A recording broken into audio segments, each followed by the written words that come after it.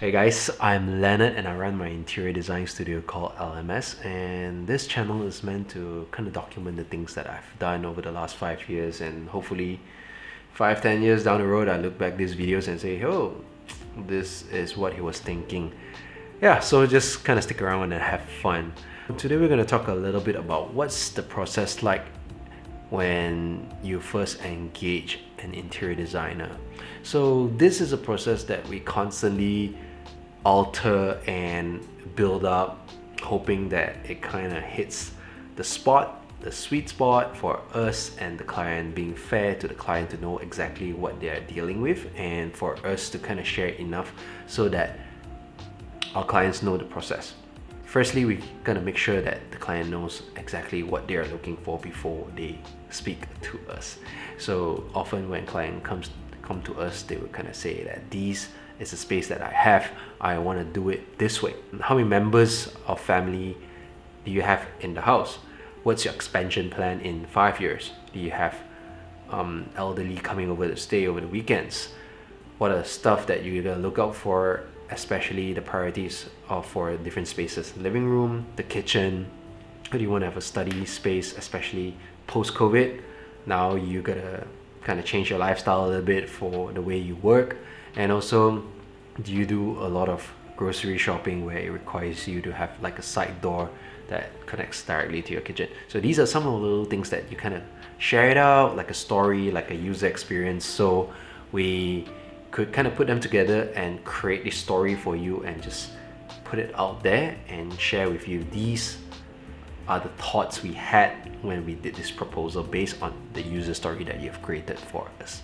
So having that first process being done, we will view your place, visit and perhaps measure, see the real thing in person, look at the scale, look at the environment, seek out for things such as repairability of a space, the feasibility, structural, of course, because I was a project architect back when I was working, and we had a few architecture designers in our team as well. So structural and architecture is a very core part of our business as well.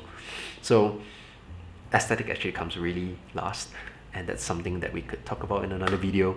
So let's talk about the discovery session, and that's when we kind of figure out every single thing as much as we could from you, understanding your likes and dislikes. So that's sort of a nutshell of how the entire design process begins.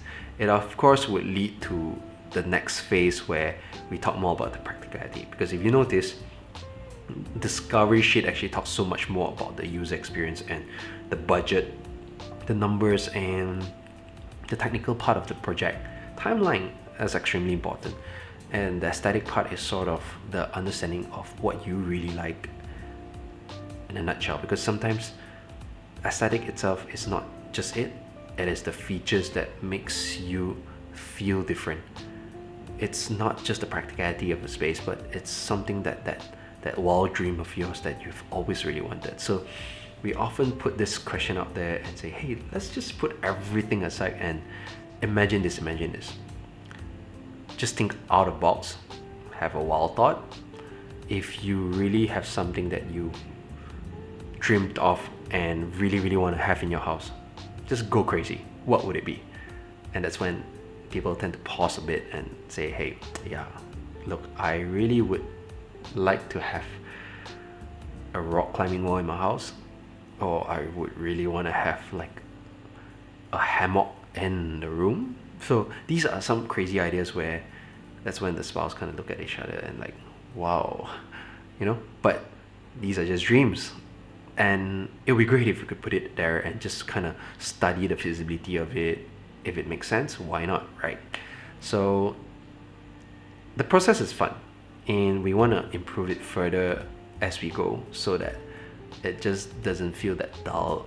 All that seems of like just, hey, I want a wall here, I want a toilet to be here, toilet, make sure I want to have a mirror. So these are just really basic things that we would definitely get into, but not at the start. So I hope we've learned a little bit here and there. I also strive to learn to build a better process in closing deals or sharing the initial process of a design. And if you have any ideas, do share with me.